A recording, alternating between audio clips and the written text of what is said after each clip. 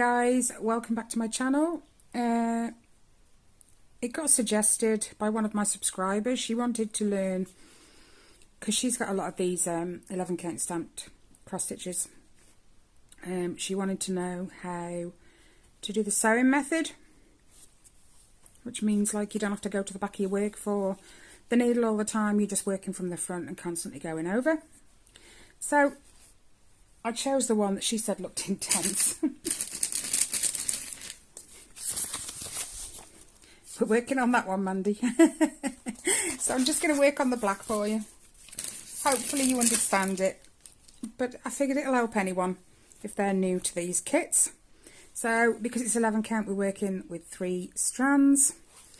And just for an extra bit of information, in case you don't know how to start with 3 strands, there's a number of ways, but one I've learned sort of fairly recently, and I've spent all morning this morning trying to find the video and I can't. So if I do, I'll put a link to it in the description box because I don't take credit for it. Right, now to start with 3 strands, you're looking at you can see that, can't you? This one goes across, this one goes down, this one goes across, this one goes down. So what you can do, if you've got like a block area of one colour, go under the downward, just like that, okay? Pull it through. You don't need to pull it all the way through because you can over sew that end as you go, but just pull enough through. Then you need to separate these strands. There's about 3 or 4. If you just take that one, that very left one, and go down the middle of this, of that, not the top, not the bottom is what I'm saying, down the middle, pull it through, and it gives you that, okay?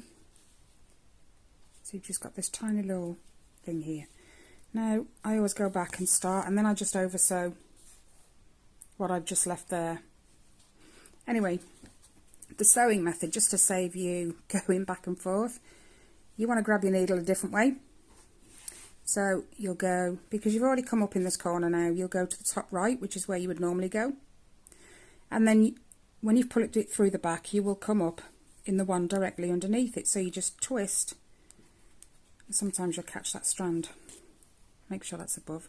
So you just go in the top and out the bottom in the same square. Back over there. Okay.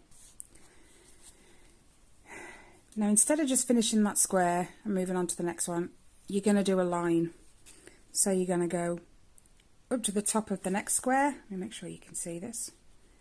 And out the bottom hole. Okay? Make sure you go under that thread there. Otherwise you're going to create a loop that you can sew in. There we go. And then again, let's move that out the way. Toss the thread to the top, it's easier. Find your top hole for your next stitch. Them strands are awkward, which is there. And then you're going to go out that hole directly below it.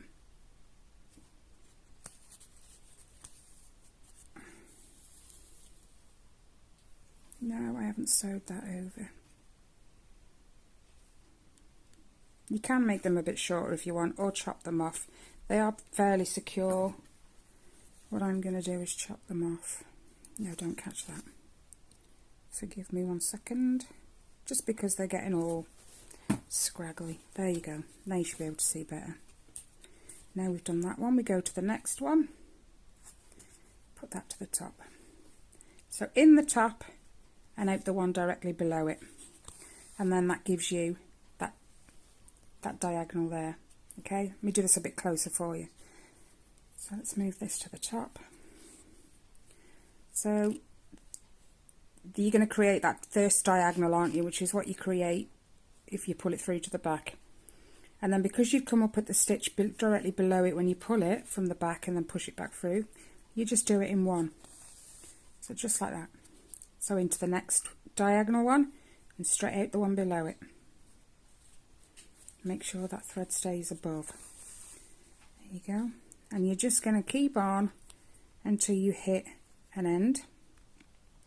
It's ideal when you've got block colours because it's just, you're working across and working back. It's so easy. So, let's move that.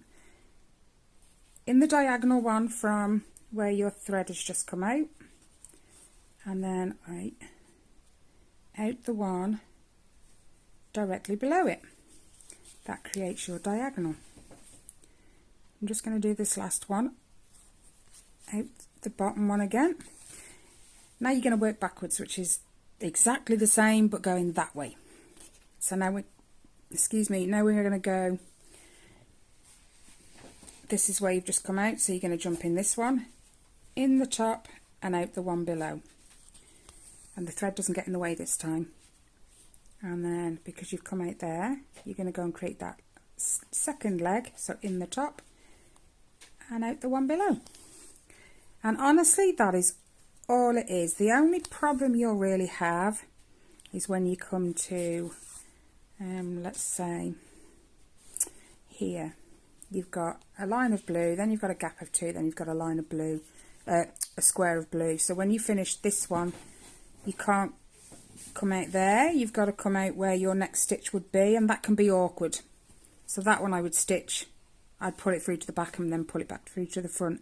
But if you've got a block of colour, keeps popping out, the sewing method is ideal. In the top, out the one below, and move across, in the top, out the one below. I'll do another quick line with you just to make sure you've got it. Oh nuts, come on, thank you. So now we've come to the end. You go in the top, but you're not going to come out the one below because you don't need any more stitches there, so you're going to drop. So you're going to put it in that one, miss that one and come out this one, so you're ready for your next line. Okay, and you're going to go diagonal, in the top and out the one below. Diagonal to where the thread is coming out, in the top and out the one below. Make sure this thread's on top of the needle, or otherwise you'll create a loop. Diagonal to from there, in the top and out the one below. And it's as simple as that. And I said when you come back, it's the same thing, but you're just going, your diagonals going the other way. Instead of to the right, you're going to the left.